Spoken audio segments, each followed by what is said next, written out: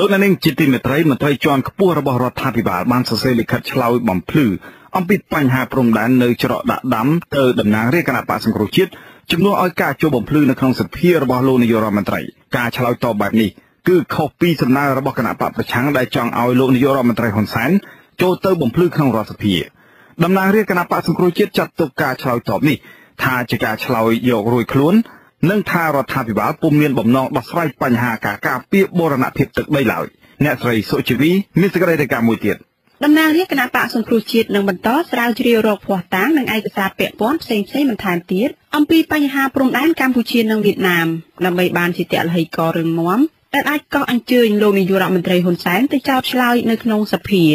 ការអះអាងរបស់តំណាងរាជគណៈបក្សសង្គ្រោះជាតិនេះគឺបន្ទាប់ពីលោកវ៉ាកឹមហុងទេសរដ្ឋមន្ត្រីទទួលបន្ទុកកិច្ចការព្រំដែន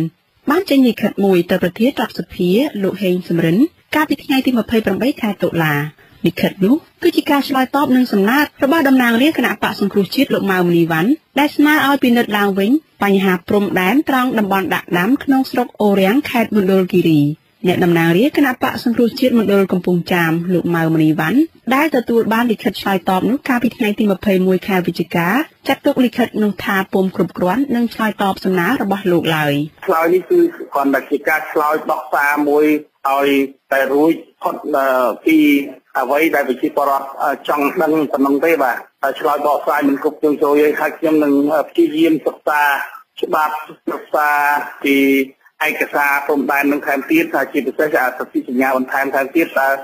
ខ្ញុំត្រូវរកមធ្យោបាយយ៉ាងណាដើម្បីធ្វើឲ្យ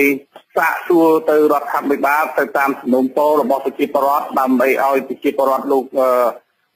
អស់ចិត្តបាទក្នុងលិខិតរបស់លោកវ៉ាកឹមហុងបញ្ជាក់ថារដ្ឋាភិបាលធានាការពារបូរណភាពទឹកដីដោយមានចែងក្នុងរដ្ឋធម្មនុញ្ញការឈូសឆាយធ្វើផ្លូវនៅក្នុងតំបន់ដាក់ដាំពីសំណាក់ភាគីវៀតណាមគឺគណៈកម្មាធិការចម្រុះកិច្ចការព្រំដែនបានតវ៉ាទៅភាគីវៀតណាមនិងមានទាំងកំណត់ទូតពីរដ្ឋាភិបាលកម្ពុជាឲ្យបញ្ឈប់សកម្មភាពឈូសឆាយនោះនៅពេលដែលភាគីទាំងពីរមិនទាន់ឯកភាពគ្នាលើបញ្ហាព្រំដែនយ៉ាងណាលោកវ៉ាកឹមហុងបន្តថាការឈូសឆាយនោះមិនប៉ះពាល់ដល់ការរស់នៅរបស់ពលរដ្ឋនៅក្នុងតំបន់នោះនិងការចរចាបញ្ហាព្រំដែនឡើយដោយហេតុថាបាទថ្ងៃមុខការចរចាទៅរកឃើញថាតំបន់នោះជារបស់កម្ពុជា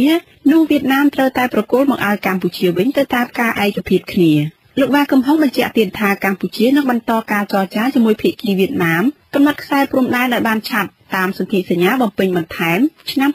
2005ទៅលើសន្ធិសញ្ញាកំណត់ព្រំដែនកាលពីឆ្នាំ1985លើសពីនេះលោកវ៉ាកឹមហុងបញ្ជាក់ថាតំបន់ដាក់ដាំនេះលោកនាយករដ្ឋមន្ត្រីហ៊ុនសែនធ្លាប់បំភ្លឺនៅក្នុងពេលលោកទៅថ្លែងនៅក្នុងរដ្ឋសភាកាលពីថ្ងៃទី9ខែសីហាឆ្នាំ2012មន្ត្រីសមាគមអាតហុកលោកនីចរិយាមានប្រសាសន៍កាលពីល្ងាចថ្ងៃទី22ខែវិច្ឆិកាថាតាមច្បាប់អិសរាជជនជាន់ខ្ពស់រដ្ឋាភិបាលដែលត្រូវស្នើឲ្យចូលទៅឆ្លើយនៅសភាអាចជ្រើសរើសឆ្លើយផ្ទាល់មាត់ឬតាមលិខិតប៉ុន្តែមិនបានបញ្ជាក់ទេថា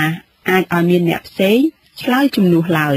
លោកលើកឡើងដែរថាការថ្លែងរបស់លោកនាយករដ្ឋមន្ត្រីនៅក្នុងសភានាពេលកន្លងទៅគឺមិនហៅថាជាការឆ្លើយក្នុងសភាទេនោះគឺមិនមែនហៅឆ្លើយទេគឺគ្រាន់តែទៅថ្លែងសន្ទរកថាដោយម្នាក់ឯងអញ្ចឹងខ្ញុំគិតថាខុសទៅនឹងគោលការណ៍មួយដែលឲ្យនៅក្នុងរដ្ឋខ្ញុំយល់ថាគណៈបកប្រឆាំងអាចមានលទ្ធភាពមួយទៀតគឺថា